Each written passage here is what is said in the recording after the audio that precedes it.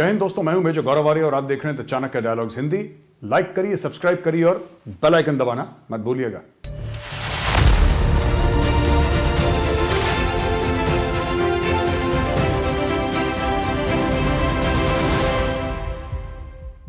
जय हिंद दोस्तों, the Chanakya dialogues Hindi में आपका बहुत बहुत स्वागत है।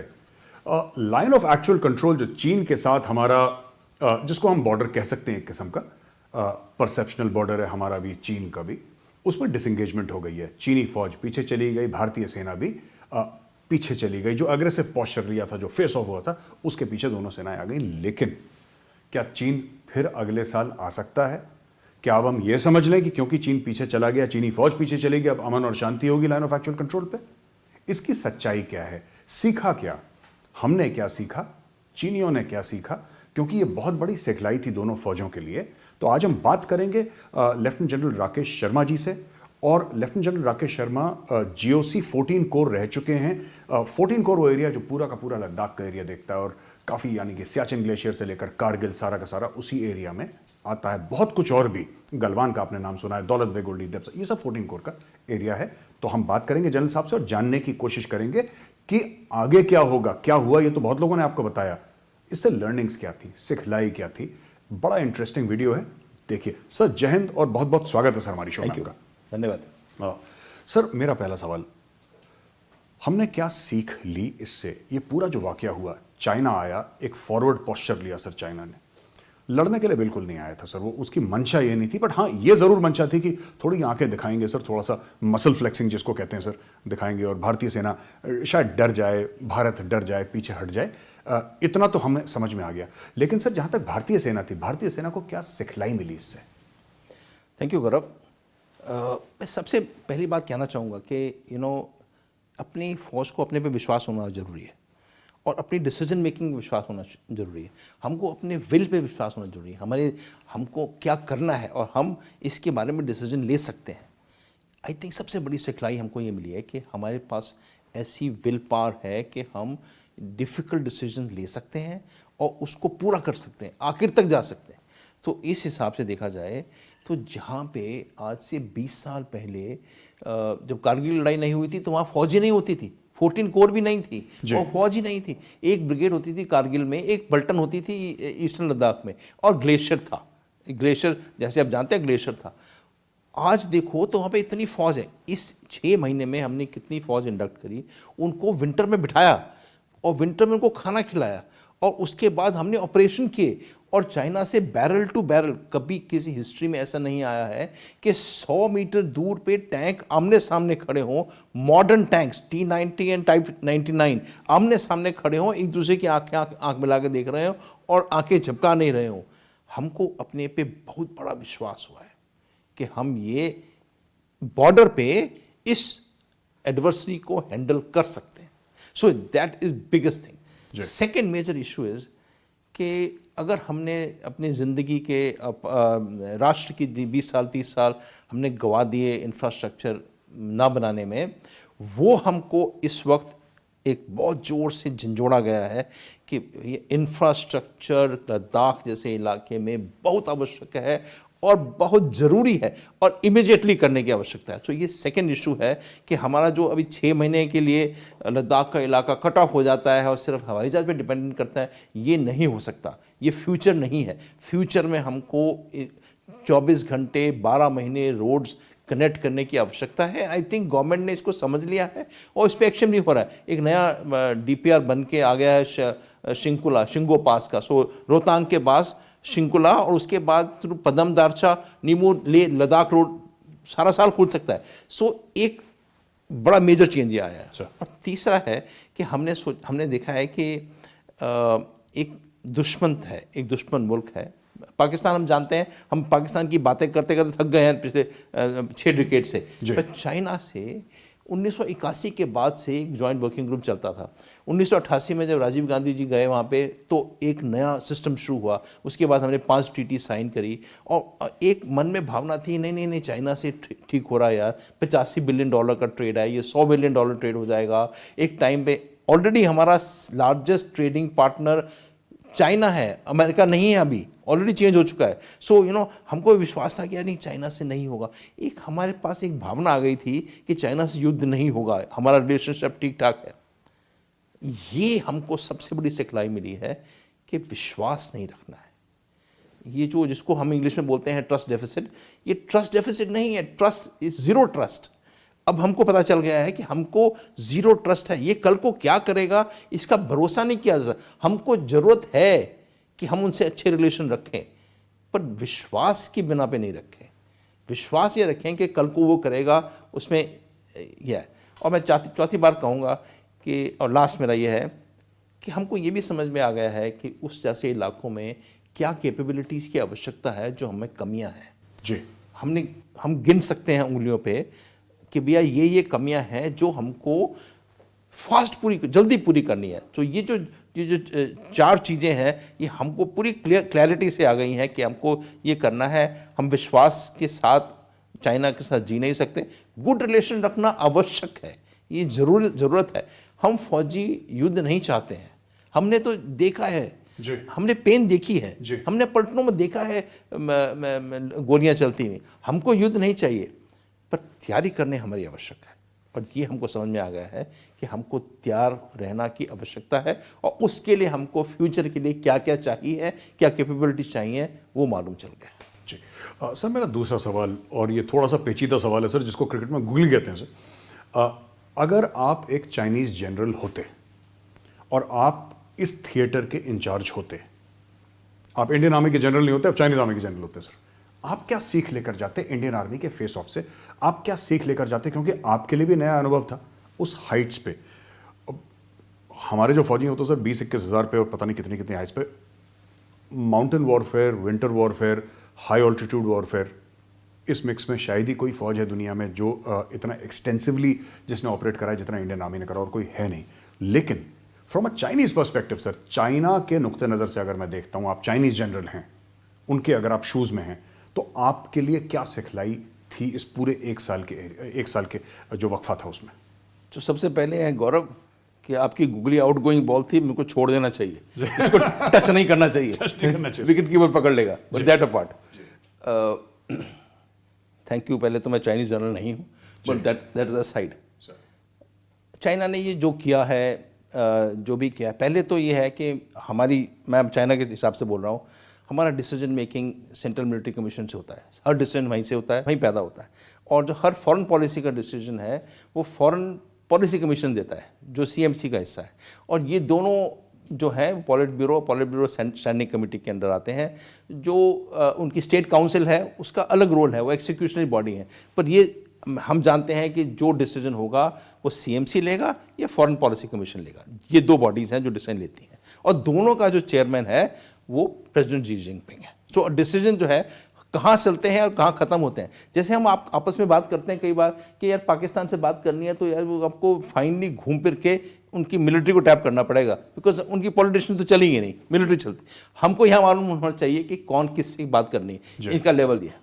दूसरी बात, हमको ये मालूम था कि 2021 में हमारी सेंटेनरी होने वाली है, जो एक ऐसी 100 साल पहले कम्युनिस्ट पार्टी पैदा हुई थी शंघाई में, 23 जुलाई 1921 को पैदा हुई थी।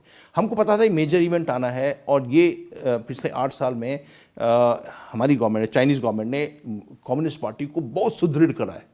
जो पहले डेंग जियाओपिंग से और फिर हू जुनटाओ के टाइम पे ये थोड़ा वीक होती गई थी, अब कम्युनिस्ट पार्टी को डबल पावर में स्ट्रेंथन हो गई है। सो हमको मालूम है कि हम इस वक्त में जब हम ये इवेंट करेंगे, हमको दिखाना है कि वर्ल्ड वाइड हम सुदृढ़ नेशन है। तो ये हम चांस नहीं ले सकते, क्योंकि हमको ताइवान लेना है, ताइवान लेना आवश्यक है। ये हमारा पॉलिसी है वन नेशन की, आज लेना है, 2035 में लेना है, कब है ये हमारा प्लान है। हम चाइना दूर की सोचता है, हम बहुत दूर की लॉन्ग टर्म प्लानिंग करते हैं, हमने प्लानिंग किया हुआ है। हमको बाकी बॉर्डर्स को कंट्रोल करने की आवश्यकता थी। इंडियन बॉर्डर एक प्रॉब्लमेटिक बॉर्डर है, उसको दबाव रखने की आवश्यकता है। और ये कारण से हमने सोचा कि भाई अगर हम स्कार्बोरो शोल में जाके कहीं भी जाके बैठ जाते हैं, बाकी कंट्रीज नॉइज करती हैं, ये क्यों कर रहा है, वो क्यों कर रहा है। या हम ताइवान स्टेट में जाते हैं तो ताइवान नॉइज करते हैं, पर कुछ नहीं करते, नॉइज करते हैं जी। अगर हम पार्सल आइलैंड में जाते हैं तो वियतनाम में छोड़ जाते हैं, भाई आ गए। हमारी 200 की फ्लीट है, चले जाती है जगह, क्या कहते हैं, मिलिशिया, फिशिंग मिलिशिया, जाके कोई आइलैंड कैप्चर कर ले बैठ जाते हैं, तो कोई कंट्रीज शोर बचाती हैं, तो कोई और कुछ नहीं करता है। तो हमने सोचा यार चलो ठीक है, इंडिया भी ऐसे ही है, हम जाके कहीं बैठ जाएंगे। हम तो करते ही रहे हैं, हमने तो पिछली हिस्ट्री में ऐसे ही किया है। उसको आप सलामी स्लाइसिंग बोलें या जो शब्द बोलें, हमने हिस्ट्री में ऐसे ही इलाके कैप्चर किया है।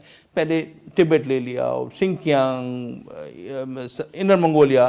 तो ये ज़रूरत था कि हमको इंडिया को बताने की आवश्यकता थी कि यार ये बॉर्डर हमारा है। दूसरी बात, हमने ये सोचा था एज ए जनरल, मैं टॉकिंग अबाउट चाइनीज जनरल, कि ये हो सकता है कि इंडिया को पसंद ना आए, और ये जो हम जो करेंगे और उसके बाद इंडिया का रिएक्शन होगा, रिएक्शन जरूर होगा।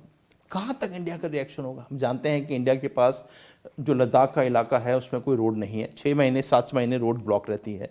एक एयरपोर्ट है, एक हवाई अड्डा है, उसमें उनके पास C-30s हैं, C-17s हैं। हमने वर्कआउट भी किया हुआ कितनी फौज लाई जा सकती है, कितना सामान लाया जा सकता है। उनको विंटर स्टॉकिंग की भी आवश्यकता है, सियाचिन ग्लेशियर की भी विंटर स्टॉकिंग है, कारगिल की विंटर स्टॉकिंग है। कितनी फौज लेके आ सकते हैं? तो चलो 1 ब्रिगेड 2 ब्रिगेड और ले आएंगे।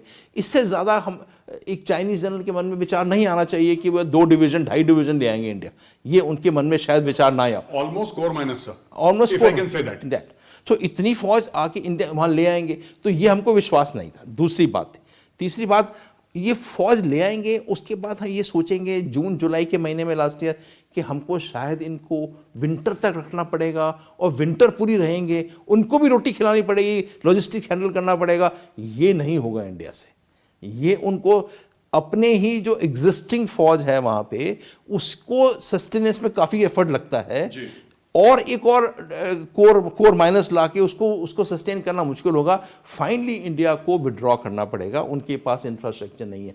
मेरे तिब्बत में हमारे पास इंफ्रास्ट्रक्चर, हमारी ट्रेन आती है लासा तक, हमारे पास रोड एक्सिस हैं, हमारे पास कैंटोनमेंट्स हैं, हमने खूब सारे डंप बनाए हुए हैं खाली, जहाँ पे सामान रखा जा सकता है। तो हमारे पास, और वार्म है, गर्म है, मतलब we are keeping things heated. So हमारी कैपेसिटीज थी।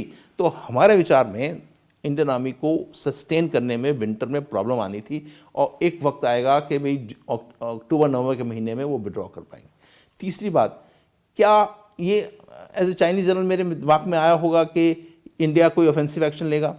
अगर मैं 2013 में जाता हूँ, तो 2013 पे हमने बॉटल नेक 22 दिन के लिए ब्लॉक किया था वहीं ईस्टर्न लद्दाख में। उसके रिस्पॉन्स में इंडिया ने कहीं और जाकर बैठ गए, इंडिया ने कोई एक काउंटर एक्शन किया था। उसके बाद बातचीत हुई और 22 दिन में ख़त्म हो गया। फिर ऐसे ही 2017 में डोकलाम हुआ, उससे बीच में 2014 में एक चुमर हुआ। तो हमारी फौज आई, उनकी फौज आई, वो आपस में बैठे रहे बहुत देर एल्टीट्यूड में, उसके बाद अलग हो गए और डिसीजन नहीं हुआ। 2017 में भी ये इवेंट हुआ डोकलाम में, और हम निकल गए। तीनों इवेंट्स में वेस्टर्न थिएटर कमांड को लगा होगा कि यार हम लोग तो पिछड़ गए, हम लोग एक काम के लिए आगे बढ़े थे 2013 में, 2014 में, 2017 में, पर हम अपना काम पूरा नहीं कर पाए, हम पीछे हट गए। तो इस बार हम जाएंगे तो हमको फर्म करना पड़ेगा। तो ये सोच के हमने आगे पैर बढ़ाया था। हमारे विचार में क्या इंडियन आर्मी कोई ऑफेंसिव कर सकती थी? पहले तो हमको विचार था कि इतनी फौज ला ही नहीं सकते हैं, और जब फौज आनी शुरू हुई तो हमको लगा यार ज़्यादा लोग आ गए। अगस्त तक नज़र आना शुरू हो गया कि जिसको हिंदुस्तान में बोलना शुरू हो गए थे मिरर रिस्पॉन्स। तो हमारी रिस्पॉन्स मिरर रिस्पॉन्स हुई। क्या कुछ कर सकते हैं? तो क्या कर सकते हैं? क्या वो कैलाश हाइट्स के बारे में उनके चाइनीज़ के मन में दिमाग में आया होगा कि कैलाश हाइट्स ऑक्यूपाई कर सकते हैं? और वो ऐसा इलाका जो मोल्डो गैरिजन है, जहाँ पे हर ऑल्टरनेटिव मीटिंग होती है, वहीं पे मिलते हैं। तो यार वहाँ पे तो यार उसी के ऊपर के कौन बैठेगा? एक डाउट सा मन में होगा कि ये नहीं कर सकते, बिकॉज या नहीं करेंगे, और नहीं करेंगे बिकॉज वो तो वही गैरिजन है जहाँ पे हमारे ऑफिसर जाते हैं, हमारे जीओसी, हमारे ब्रिगेड कमांडर जाते हैं, वहाँ पे सारा दिन होता है, वॉलीबॉल भी खेलते हैं कभी कभी तो वहाँ पे जाके तो वो वहाँ तो उस हाइट्स पे नहीं आ सकते। और कहाँ पे आ सकते हैं? काराकोरम डिसाइडेड बाउंड्री है, तो कहीं और हमको डाउट नहीं हुआ कि कोई आ सकते हैं। आई थिंक तीनों चारों चीज़ें मिलाई जाएं तो मैं इसकी बात नहीं करूँगा कि उनकी ट्रुप्स कॉन्स्क्रिप्ट हैं, वो अलग बात है। मतलब चाइनीज़ ट्रुप्स कॉन्स्क्रिप्ट हैं, वो अलग बात है। और कॉन्स्क्रिप्ट उनकी तनख्वाह भी पैल्ट्री है, मतलब उनको स्टाइपेंड टाइम मिलता है, उनको तनख्वाह भी ज़्यादा नहीं मिलती है उनके जो कॉन्स्क्रिप्ट सोल्जर्स हैं। परंतु चारों चीज़ें मिलाई जाएं तो टोटल रिस्पॉन्स जो हिंदुस्तान की फौज का रहा वो वॉज मैनी फोल्ड, बहुत ज़्यादा रहा हमारी एक्सपेक्टेशन से, जिसमें you are speaking as a Chinese general right now, so you are saying that कि आपका जो एक्सपेक्टेशन था एज अ चाइनीज जनरल, जल्दी निकलना चाहता हूँ इस चोले से। जी बिल्कुल ठीक है।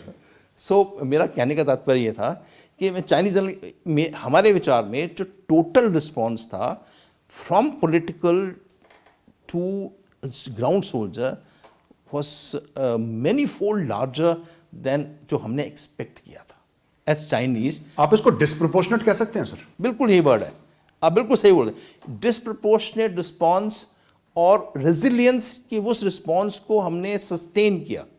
ये नहीं है कि हमने कभी मन में विचार ही नहीं आया कि ट्रुप्स को विड्रॉ करेंगे, ये मन में विचार नहीं आया। सो जब अब आज बोलते हैं कि चाइनीज़ ने वहाँ से पेगोंग से, वो कहाँ पर गया? चाइना से जहाँ 3-4 जगह लिए हैं जो ऑक्यूपाई किया है, या आप ले लो पेगोंग सो या पोर्शन ऑफ साउथ पेगोंग सो, या डेमचौक में कुछ चल रहा है जिसके बारे में ज़्यादा मीडिया में खबर नहीं है अभी, या गलवान में हम लोग चाइनीज़ रोड बना रहे थे जो इंडियंस को मालूम चला, उसके कारण वो अब होना ज़रूरी था। वो जब आप रोड बना रहे हो और रोड आपकी रोड उस नहर में इतनी नज़दीक आ गई है कि वो तो नियरली शोक पहुंचने वाली थी, और अगर हम 2 महीने नहीं एक्ट करते तो वो तो रोड शोक पर बचा देते, शोक रिवर पे। तो रिएक्शन तो स्वाभाविक ही था, उसमें कोई डाउट ही नहीं है। बिल्कुल सर। और वहाँ पे जहाँ पे डेप्सांग में हुआ है वहीं पे हुआ है जहाँ पे डेप्सांग में ये पहले 2013 में हुआ था। सेम बॉटलनेक है, सेम राकी नाला है, वो आके वहाँ पे बैठे हैं, हम इस तरह बैठे हैं, दोनों बॉटलनेक के आसपास आमने सामने बैठे। वो हमारी तरफ नहीं आ सकते जहाँ आना चाहते हैं, हम उनकी तरफ नहीं जा सकते, तो वो एक ब्लॉकेड हो गया। सो जो उन्होंने किया है वो स्टैंडर्ड है। आपका लास्ट क्वेश्चन जो था इसमें कि नेक्स्ट में क्या होगा, अभी क्या होगा। सो एक बात यह है कि जैसे मैंने कहा कि हमको विश्वास नहीं है कि भाई अगला क्या हो सकता है। जब आपके पास अविश्वास है तो हमको अपनी आज की फौज पे कॉन्फिडेंस करने की आवश्यकता है, पूरे नेशन को। उन लोगों ने ये सब किया है। क्या पब्लिक कोई जानती थी कैलाश रेंज नाम की जगह है? नहीं पता था लोगों को। किसको मालूम था कि भैया रजांगला का नाम सुना होगा, पर रेचिंगला, गुरुंग हिल, मगर हिल अब हाउस होल्ड नेम्स हैं, हर बंदा जानता है। पर फौज को मालूम था ना, फौज को मालूम था हमने क्या करना है। अगला कुछ इवेंट होगा, फौज को मालूम है क्या करना है। हम क्यों अविश्वास करते हैं? अगर वो, मैं कोई 4 नाम ले भी सकता हूं, मैं वो जहां के बैठ जाए तो वो हाउस होल्ड नेम बन जाएंगे। अभी हम ये भी कर सकते थे। सो हमको विश्वास रखने की आवश्यकता है कि अगर चाइनीज बॉर्डर पे कुछ चाहे करना भी, तो अब मैं अपने ओजी ड्रेस में आ गया हूं, इंडियन जनरल हो गया। अगर मैं वो कुछ करना भी चाहे तो उसकी रिस्पॉन्स ऑप्शंस का एक पूरा तर्कस भरा हुआ है, तर्कस एरो, बिल्कुल सर, है ना, वो भरा हुआ है। कौन से तर्कस में कौन सा तीर निकालना है, ब्रह्मास्त्र है या कोई है, जो अस्त्र निकालना है वो निकाला जा सकता है। वो उन लोगों को, आजकल के लोगों को मालूम है, और हमको उन पे विश्वास रखने की आवश्यकता है कि वो सही करेंगे। हम बाहर बैठ के क्रिटिसाइज नहीं कर सकते, वो आगे गए वो पीछे गए। हमको पूरी डिटेल मालूम ही नहीं है। हमको कई बार सुनने में आता है कि हम ABCD जगह पर बैठे हैं। वो ABCD जगह यार पब्लिक को मालूम नहीं है, तो हमने कुछ और भी किया होगा जो पब्लिक को नहीं मालूम है। पब्लिक को सिर्फ जो बताया गया वही मालूम है। So I think as a Indian army general और इंडियन आर्मी सोल्जर, हमको अपनी फौज पे विश्वास रखने की आवश्यकता है कि इन्होंने विचार किया हुआ है कि ये नहीं होगा तो ये होगा। हर चीज को क्रिटिसाइज करने की जरूरत नहीं है। हर चीज में जिसको कहते हैं ना कि कीड़े निकालने का, ये गलत है, ये गलत नहीं है, जरूरत नहीं। ट्रस्ट ऑफ फौज, उनको पता है वो लोग क्या कर रहे हैं सर। उनको वो सरप्राइज हुए थे, मई के महीने में सरप्राइज हुए थे। पर आप देखिए, आई मीन पूरी कोर लेके आ गए, वहां पर बैठ के खाना खिलाया, सस्टेन किया, एयरफोर्स, नए हवाई जहाज, फंटास्टिक। आई मीन अगर हम बाहर बैठे हैं, मुझको रिटायर हुए इतने साल हो गए, आज मैं किसी से बात करता हूँ, it's matter of pride for me to say कि look what fantastic response the Indian arm forces showed in Ladakh. I mean I salute them, you know. And then I say tomorrow, कल को ऐसा कुछ होगा तो मैं यही बोलूँगा, फिर से ऐसा टाइम आएगा हम बोलेंगे बॉर्डर पे हमको चिंता नहीं है। लास्ट पॉइंट में कहूँगा कि बॉर्डर के अलावा भी युद्ध हो सकता है जी। जो बॉर्डर वॉर नहीं है। जैसे कि अब कहते हैं बॉम्बे में साइबर अटैक हुआ, या बैंकिंग इंडस्ट्री है, या पावर सेक्टर है, या और मतलब बेन था। इसी साइबर वॉरफेयर तो इमेजिनेशन पे डिपेंड करता है, जहाँ पे आपकी इमेजिनेशन है वहाँ पे इस्तेमाल किया जा सकता है। इलेक्ट्रॉनिक वॉरफेयर इस्तेमाल किया जा सकता है, स्पेस वॉरफेयर है। हमको उन के बारे में थोड़ा सजग होने की आवश्यकता है। जी। सर, मेरा आखिरी सवाल आपको, लॉजिस्टिक्स की बात करते हैं तो हमने कई बातें सुनी है कि माउंटेन्स ईट मैन, ये तो अक्सर कहावत है, और ये कहते हैं कि लॉजिस्टिक्स जिसका खरा हो, जो मजबूत हो लॉजिस्टिक्स में, वो हाई एल्टीट्यूड के वॉरफेयर में ही stands a better chance. Of course training, of course moral, of course motivation, ये सब चीज़ें हैं, but logistic plays a very very vital role. आपको क्या लगता है सर कि अगले 5 या 10 साल में, खासतौर से 14 कोर के एरिया में सर स्पेसिफिक, क्योंकि आप GOC 14 कोर रह चुके हैं इसलिए मैं आपसे पूछ रहा हूँ, खासतौर से 14 कोर के एरिया में आपको क्या लगता है कि लॉजिस्टिक्स के मामले में हमें और क्या क्या काम करना पड़ेगा? और इसमें मैं शामिल कर रहा हूँ, डफटेल कर रहा हूँ इंफ्रास्ट्रक्चर को भी सर, जबकि अलग चीज़ें हैं, लेकिन मैं दोनों को शामिल कर रहा हूँ। लॉजिस्टिक और इंफ्रास्ट्रक्चर में अगले 5-10 साल में आपके हिसाब से भारत को और क्या करना चाहिए इमर्जिंग थ्रेट को कंट्रोल करने के लिए, या उसको if not control then at least face off this threats? So दो चीज़ें तो निहायत ही ज़रूरी है, जिसका कुछ तोड़ ही नहीं है। पहले हमको आंखें चाहिए, हमारे पास आंखों की कमी है जी। हमको मालूम नहीं चलता है। अगर चाइनीज़ 2 डिवीज़न लेकर आ गए हमारे बॉर्डर पे और हमको मालूम नहीं चला, तो ये हमारे लिए थोड़ी घबराहट का विषय है। और हर जगह पे हम इस सरप्राइज़ होना एक अच्छे नेशन को नहीं ठीक लगता।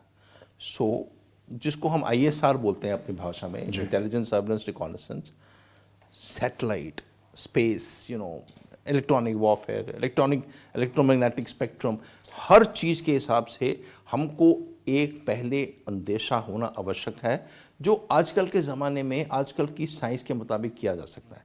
अभी हमको कुछ हॉप स्टेप एंड जंप करना पड़ेगा।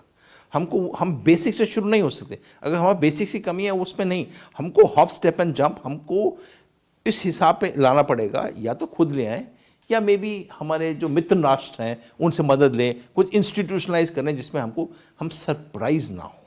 ये सबसे बड़ी बात।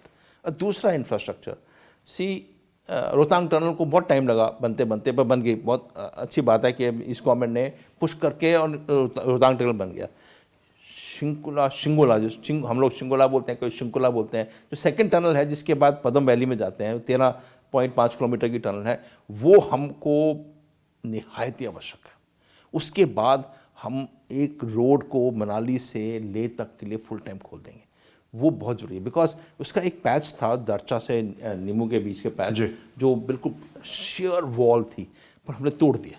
आई मीन बॉर्डर रोड से बहुत बढ़िया काम किया उन्होंने, वहाँ पर रोड बना दिया। सिर्फ ये एक टनल बनाने की आवश्यकता है, या पास बंद हो जाएगा समर में, विंटर में। तो दूसरी ये जो जोजिला टनल है, जो 14 किलोमीटर जेड मोड, जो आपको जेड मोड बोलते थे ना, वो 14 किलोमीटर की टनल है, वो अभी प्राइवेट फर्म को दे दी है MHA ने, और ये भी प्राइवेट फर्म को दे रहे हैं। ये भी प्राइवेट फर्म का विचार है। ये दोनों टनल, वो भी 14 किलोमीटर की, ये तकरीबन 14 किलोमीटर, ये 2 टनल बन जाएंगी तो हमको सस्टेनेंस की प्रॉब्लम आधी रह जाएगी। और तीसरा है कि ये जो एक एयरफील्ड है हमारे पास, सो एयरफील्ड के अलावा हमको उसके कुछ ऑल्टरनेटिव सोचने पड़ेंगे। बिकॉज एक ही एयरफील्ड है, ले ही है। सो अगर न्योमा बनाना है तो हमको न्योमा के बारे में सोचना पड़ेगा। लोग, I am sorry to interrupt you sir, जो लोग कहते हैं ना कि थॉइस भी है, दौलत बेग ओल्डी भी है, वो उस लेवल का नहीं, यू नॉट। नहीं, दौलत बेग ओल्डी एक तो शो विंडो में है जी, और दूसरा दौलत बेग ओल्डी टारमेक नहीं है। तो जो एयरक्राफ्ट लैंड करता है तो धूल बहुत उड़ती है। करेक्ट। तो इतनी धूल उड़ती है कि उसको पहले सेटल करना पड़ता है कि वो लैंड करने आसान नहीं है। है, उसको इस्तेमाल किया हुआ है, पर इस्तेमाल करने के लिए उसको तैयार करने की बड़ी कठिन आवश्यकता है। थॉइस का हिल्स के बीच में है, तो थॉइस में मेजर एफर्ट नहीं किया जाता। कारगिल जो है, कारगिल में है एक, पर कारगिल में प्रॉब्लम यह है कि वो पाकिस्तान फेस करता है उसको।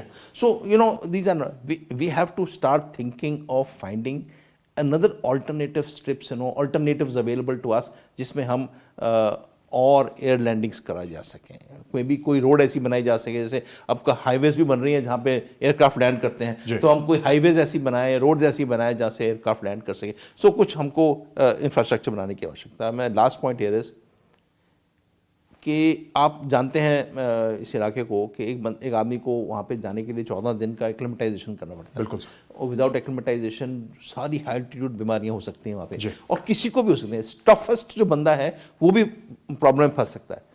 तो अभी हमको ट्रूप्स को प्लेन से ले जाना पड़ा, उनको एक्लिमेटाइज करना पड़ा, उनको ट्रेनिंग देनी पड़ी। शायद इन फ्यूचर हमको एक कुछ सब्सटैंशियल रिजर्व वहाँ पे रखना पड़ेगा एक्लिमेटाइज्ड, जो पहले नहीं था। बिकॉज हमको ये सोचना कि भैया नीचे प्लेन से जाएंगे लोग और वो पहुँचेंगे, एक्लिमेटाइज होंगे, फिर ट्रेन होंगे, तो इतना शायद वक्त ना हो फ्यूचर में। हमको ये करने की आवश्यकता है कि हमको कुछ रिजर्व वहाँ रखना चाहिए बॉर्डर के लिए।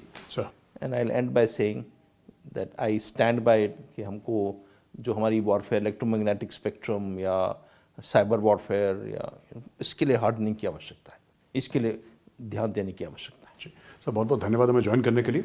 दोस्तों, लेफ्टिनेंट जनरल राकेश शर्मा साहब के साथ हम थे। उन्होंने बात करी, काफ़ी कुछ बात करी कि अगर वो चाइनीज जनरल होते तो वो किस तरीके से सोचते, उनके लिए लेसन्स क्या थे, क्या सबक सीखा चीनी फौज ने, क्या सबक सीखा भारतीय सेना ने, और आखिरी में उन्होंने बताया इंफ्रास्ट्रक्चर के बारे में। इंफ्रास्ट्रक्चर, सड़कें जो हैं, टनल्स जो हैं, और बहुत ज़रूरी बात जनरल साहब ने जो बताई, ये बताई कि ये दिन चलेगा जब आप कहते थे कि साहब 6 महीने के लिए लद्दाख कट ऑफ है। अब तो ये समय आ गया है 21वीं शताब्दी में कि 24/7/365 लद्दाख को खुला ही रखना पड़ेगा। ये सिर्फ इकोनॉमिकली हमारे लिए ज़रूरत नहीं है, नेशनल सिक्योरिटी के चलते बहुत बहुत ज़रूरी है। बहुत बहुत धन्यवाद हमें ज्वाइन करने के लिए। मेरी और मेरी टीम की तरफ से आप सब द चाणक्य डायलॉग्स हिंदी के दर्शकों को जय हिंद।